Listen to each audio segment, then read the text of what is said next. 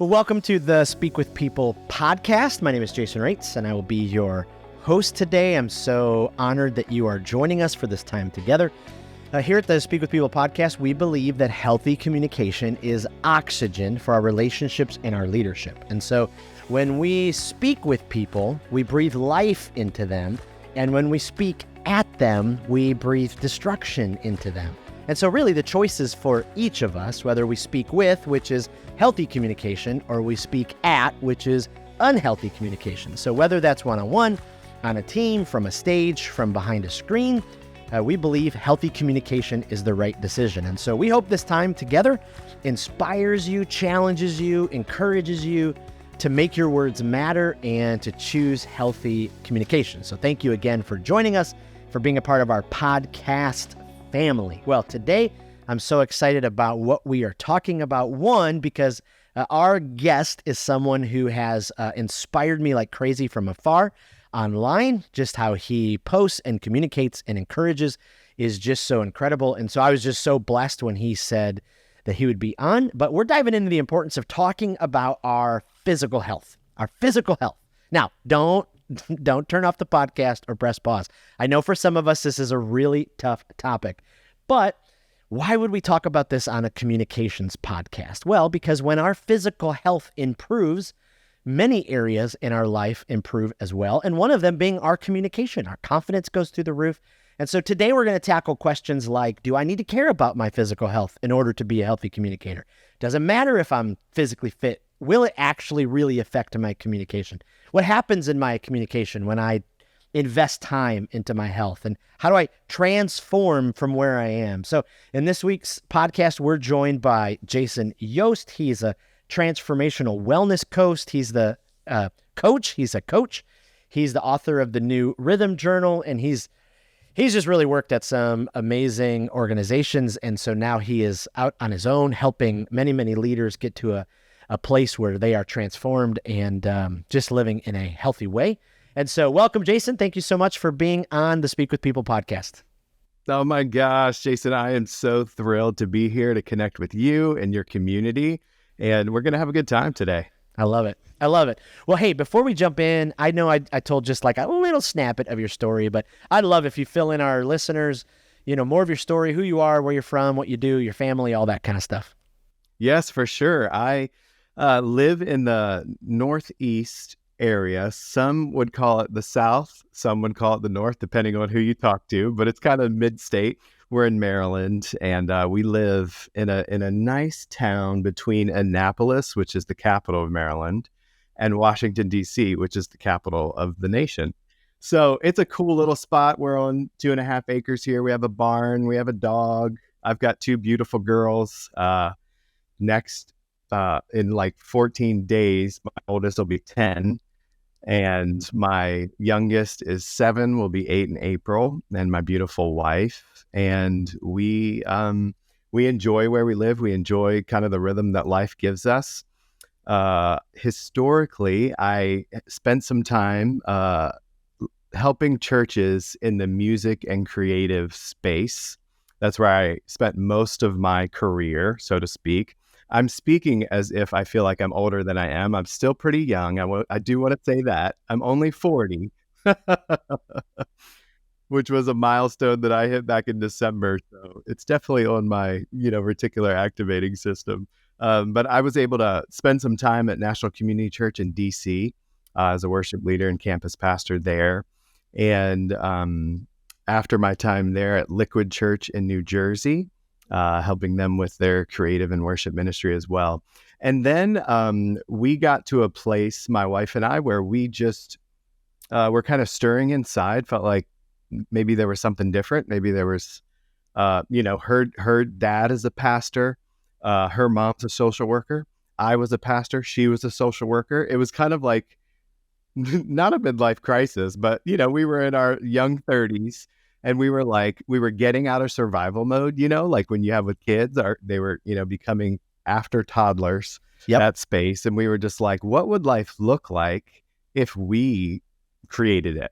Would it be any different? What would it look like? And one of our core, we figured out what our values were. And one of that especially for me, was just to be available to my kids and to my wife. And so we transitioned from full-time church staff and into remote work. And so I got a job at Samaritan's Purse and as a national director of large church partnerships, which was awesome. Really love that. Gave us time with family, but then also, great purpose of what they do, connecting with churches and relationships overseas. But something happened that was a real catalyst to kind of what we're going to talk about today. I had just started the job, was so excited.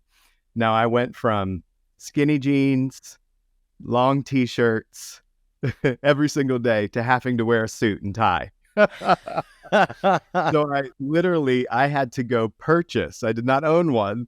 I had to go purchase a suit and tie. I was flying to headquarters, to do orientation, to get the picture so you'd have it on your badge, be able to get all the things and fly all over the place. And I got my profile picture back, and it literally stopped me in my tracks. And I was like, I took it to my wife. I said, Shelly, is this me? And she said, well, yes. And it was really an awakening for me of, man, I've gotten to a place subconsciously that I don't really like. The way that I looked, the way that I was feeling. I knew going out to communicate to some high level leaders that I wasn't going to be able to show up in a way that I really wanted to. And so that brought me on a journey of taking care of my health, my physical health. And so I reached out for help, got somebody to help me, and ended up losing 60 pounds.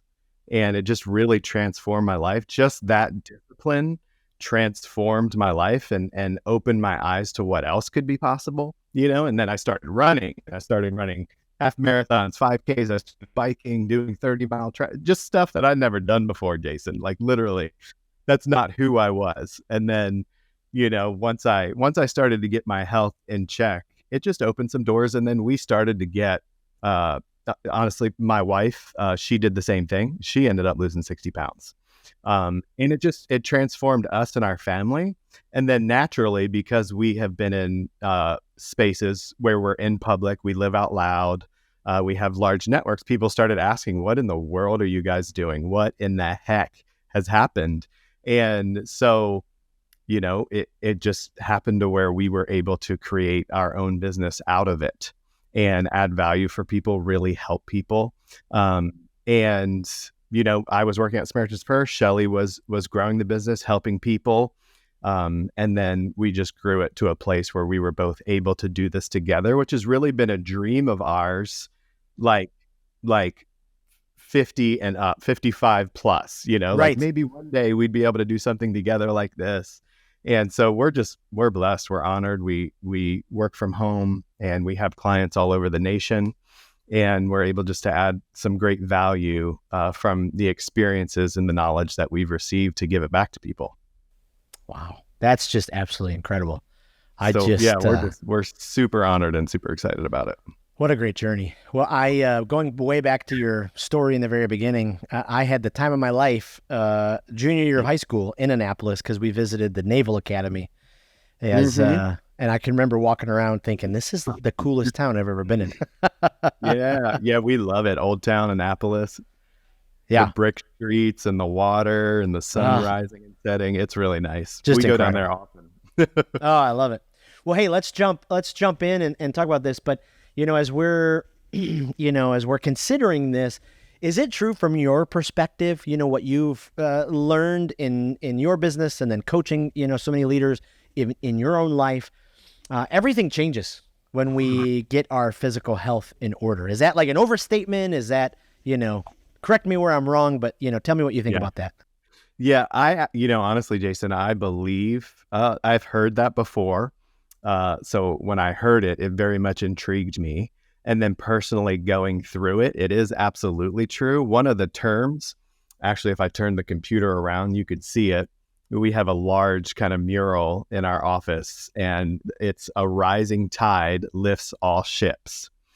And we just talk about with our clients and our coaches on our teams that, once you get physically healthy, it literally is the rising tide that begins to lift all ships. even for, personally in our life, we were stressed out, we were emotionally stressed out, we were burnt out, we weren't financially stable. And when we got our health figured out, it's that discipline that you put your body through and your mind through, but then also it's the self-efficacy that begins to develop in your life, the confidence that, oh, if I did it here, I bet you I can do it here, and because you find a lot of it is conscious living and habit formation. And so you can put those habits in different areas and buckets of your life and begin to see that rise as well. So I absolutely believe it's true. That's incredible. So, when it comes to leaders, they're in a workplace, they're on a team, as they're trying to deal with all the stress and the amount of work that they have to do, then they're trying to, deal with their friends and family and life, and they're just trying to live everything. Why is it so hard for us sometimes as leaders, as people, to just talk about the physical rut, that we get into with our health? Because it seems like, and maybe I'm only speaking from my perspective, but you get into this place where, and maybe it's because shame starts to take over and you're like, I just don't want anybody to bring this up. I don't want to talk about it. Yeah. I don't want to mention it one more time. Yes, I'm overweight. Yes, I haven't worked out in a while. Why do you think it's so hard for us to talk about? Yeah. And I think the word that you mentioned, I think is it in our society. I think it's shame-based, unfortunately. Because if you just look at the science of it, it's habit-based. So if you're in a place and space now, you're going to need to shift some behaviors to create some habits that are going to give you your desired outcome. It's literally that simple as far as the formula goes.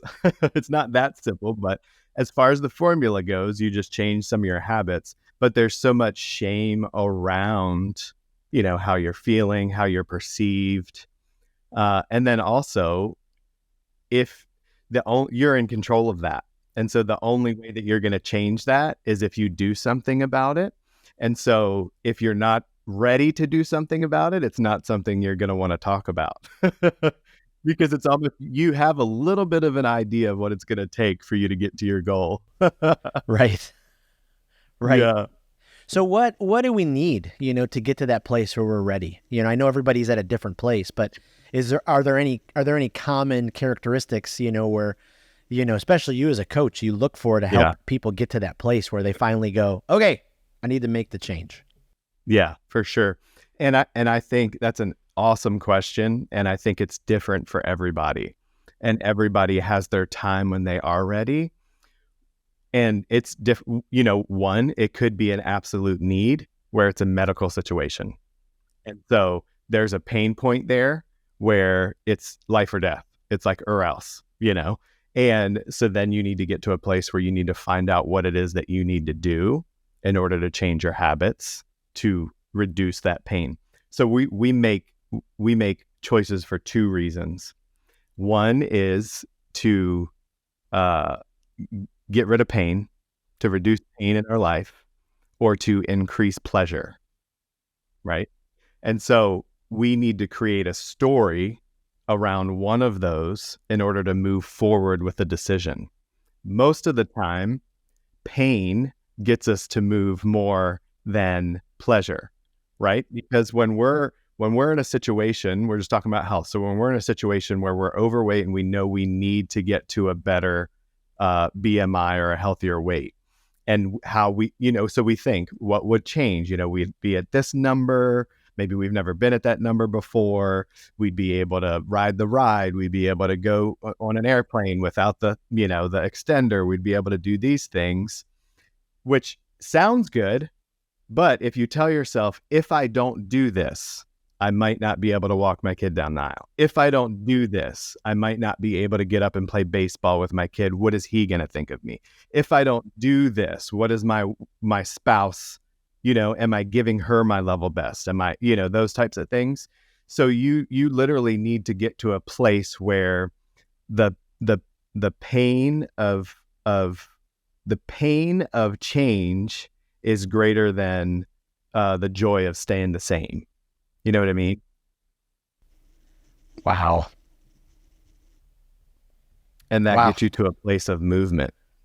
That is so good. I mean, I know, in my own life, that is 100%, true. I have spent years and years, this horrifically awful cycle, for Hmm. years and years and years. I have a bad back, and I've just used that as my excuse of why I can't deal, with the change, because the pain is too great and it's the only thing that gives me pleasure. And, Yeah. gives me just that relief, Chick-fil-A, thank you so much, for helping Yeah. me.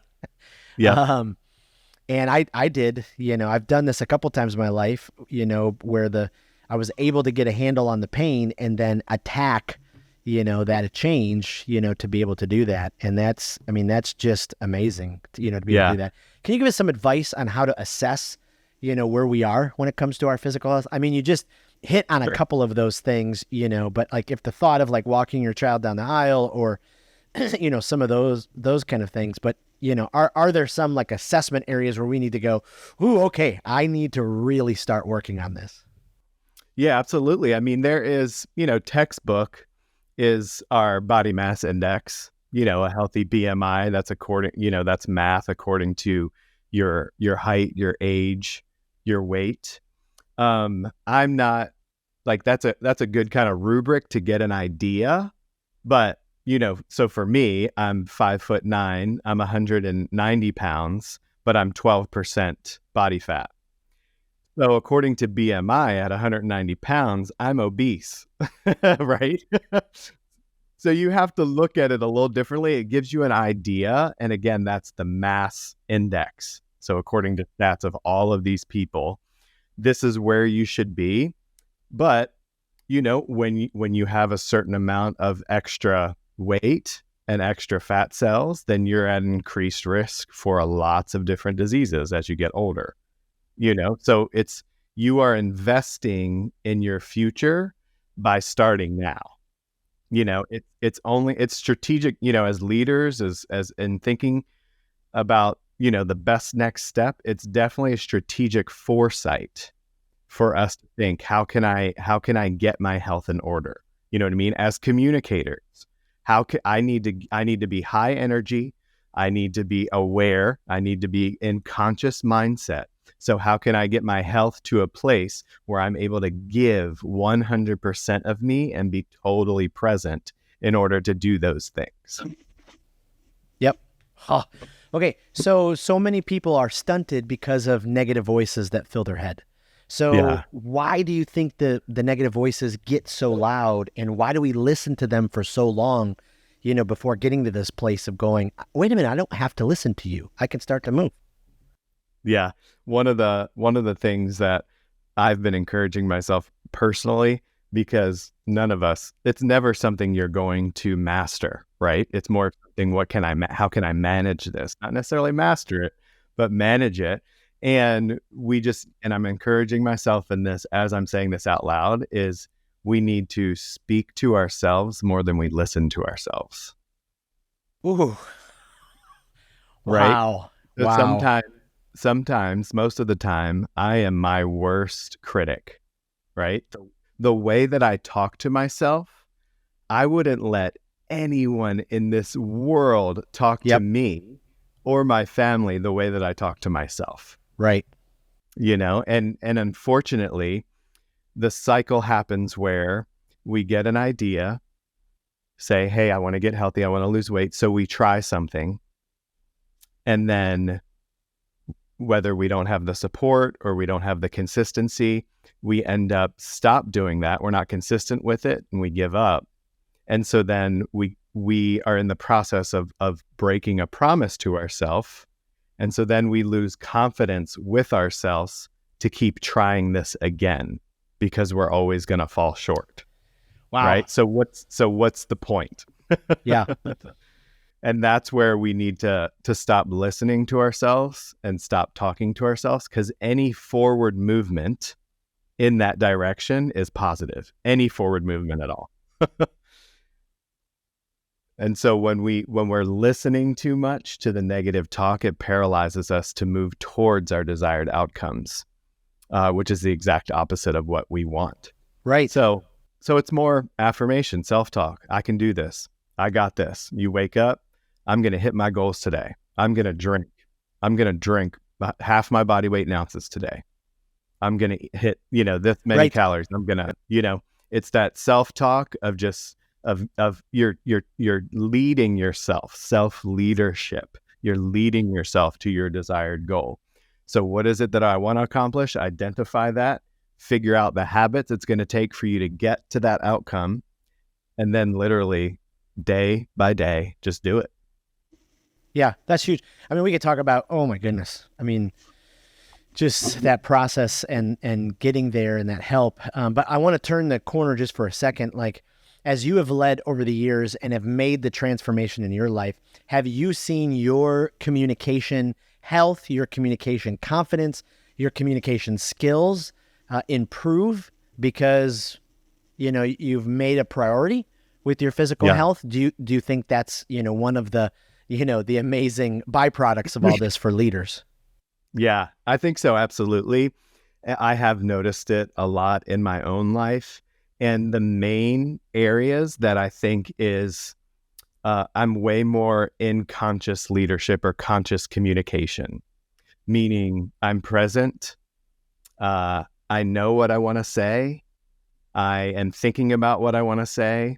I'm listening way more because I'm not as subconscious busy and trying to get through the next moment.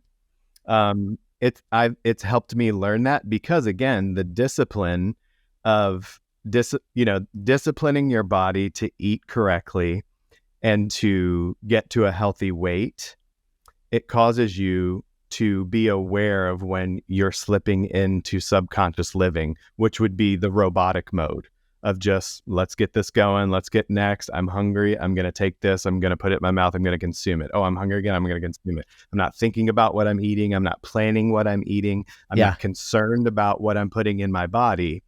Similar, to as we're communicating. Okay, I'm on my phone. I'm looking, what are you going to say? What am I going to say next? Okay, let's just keep this going. Okay, oh, I got to leave. I got this next thing. Where now that I have disciplined my body, disciplining my mind as I'm communicating with someone, I'm a way better listener. So I know how to communicate back to them. I'm way more present with them. And I'm way more in a sense where I'm here to add value to them rather than what can I get out of this or how can I finish this quickly so I can move on to the next thing. Yeah. Wow. Absolutely. Are there any keys? Like, I know that there'll be people listening right now, leaders listening who are going, okay, this is great, but what are some of those, keys to helping people, stick with it? To be able to make these kind of conscious decisions? Yeah, for sure. And that's an incredible question. I think, one of the things that we always talk about is, you actually shouldn't diet in the dark. Like we're made to be in community. And I think sometimes people are very much concerned about what others think of them too much. Yeah. And as we are in community with people, that's how we're learning and growing together. And so when you diet in the dark, you can quit in the dark and there's no accountability and no one else knows. Wow. Right. So, accountability measure is a huge one. Making sure you're telling someone, whether that's your family, whether it's your friends, whether it's a coworker, doing it with somebody else. Yep. Because you're putting accountability in place. You're leading yourself so that when it gets hard, when it gets tough, you're not bowing out quietly. Somebody else is encouraging you. Someone else knows you're there. And so that adds that level of accountability. And honestly, I'm biased, of course, because I am a coach, but since I started reaching out to a coach to help me get to desired goals, I've saved way more time, way more headaches, way more energy to get to my goal than ever before trying to figure it out on my own. Yep. Absolutely. It's so true. You'll get to your desired goal way faster when you reach out to somebody for help. So accountability and then living in community, with people. It's very, I've coached a lot of clients, a lot of clients. Very few people can do this by themselves in the dark, just with not telling anyone, not knowing anyone. It's so simple to get discouraged and just throw in the towel when you're doing it quietly. Yeah. Ooh, Yeah, so that's it's so done good. better in community, just like life, Yeah. we're supposed to be in community. And so Ah. it's just a part of living. So turn the corner just a second. So a lot of what you do, what I can tell from, kind of following along online is you do a lot of communication online. Like, what have you learned about, are there any wins or, some big things you've learned from, communicating online regularly, that you could, pass on to people? Yeah, for sure. I'm so grateful for it. Literally, technology enables us to build relationships, connect with people that are thousands of miles away, right at our fingertips. Some of clients become really good friends because you're able to communicate online. A couple things that I've realized is just like health, nothing trumps consistency, of just stay consistent, be available. The second one I would say would be your foundational approach should be to add value to people. Yep. Not just a billboard, if that makes sense. Not just here, this is what I'm doing, this is what I'm eating, this is how, but how can you can share that with them. But, if I'm taking a picture of what I'm eating, I'm doing it so that Jason, for instance, can see what I'm eating and learn how I made it and try to put that into his context. Is this something he could benefit from when he's busy, when he's on the road? He could just stop here and this would be a better choice instead of this choice. Does that make sense? Absolutely. So I'm always thinking, how can I add value? And then one of the biggest things, which is also in line with the algorithm of social media, is to have conversations behind the scenes, connecting with people, asking questions, just trying to, again, live in community, be human, be available, show up for people, and do that in messages and conversations with people. Those have been the three big things that have helped grow our business and add value to people. Oh, those are incredible. Hey, tell us just as we kind of wrap up the conversation, tell us about the new rhythm journal that you wrote and talk about what happens with this. Yeah, absolutely. So it's a mindset management journal, you could say. These are, as I was transforming physically, I was learning about how to transform my mind and just have a better, more positive mindset. And, goal setting and thinking about affirmations and talking to myself rather than listening to myself. And so I saw a lot of people's, journals, a lot of affirmation things. And I was carrying around all these journals every time I traveled or every time I went somewhere. And then Shelly and I kept getting questions. How do you guys start your mornings? How do you guys journal? And I just thought, what if I took all the best of a lot of these journals, the things that we actually do in the mornings, and created one so that people could use that to help them. And so that's what I did. It's literally the morning routine that we had that helped us transform physically and in our minds. And so you wake up and it's 5 things about gratitude. It's 3 affirmations of how you want to show up today. And then there's a few question prompts of, is there something I can get enthusiastic about to stay excited today? Is there an obstacle that could throw me off today? If so, if it happens, what are the best ways that I could deal with that? Yep. So again, it's helping you move from subconscious living every day just as it comes to more self-leadership and conscious living throughout your day. Wow. Yeah. That's incredible. Well, hey, as we finish up our conversation, I wanted to ask you some rapid fire questions. All right. For our audience to kind of keep getting to know you. But do you have a favorite book when it comes to transformation and physical health? Yes, I do. One that I've read, I'm actually reading it again this year, it's called High Performance Habits by Brendon Burchard. Oh, yeah. It's really good because he marries that physical health, but then also high performance habits as far as leadership and productivity. He marries them together really well. So that's a really good book. I love it. Is there a podcast that you really enjoy, either for, leadership or for, pure Yeah. enjoyment? Yeah, I dig, right now I dig the Ed Milet podcast. Really good personal development. He has guys on there that are talking about finance, mindset, physicality, productivity, those types of things. It's really good. Okay. Love it. Yeah. And then lastly, maybe wrong to ask a health coach about this, but are you more of a Chick-fil-A person, more of a PDQ person? Tell me, what is PDQ? You don't have PDQ in Washington and Baltimore. No. I'll tell you what PDQ is. PDQ is an attempt to try to be anywhere near as good as Chick-fil-A. That's what PDQ is. I'm going to go with Chick-fil-A. All right. That's awesome. Is that Florida thing?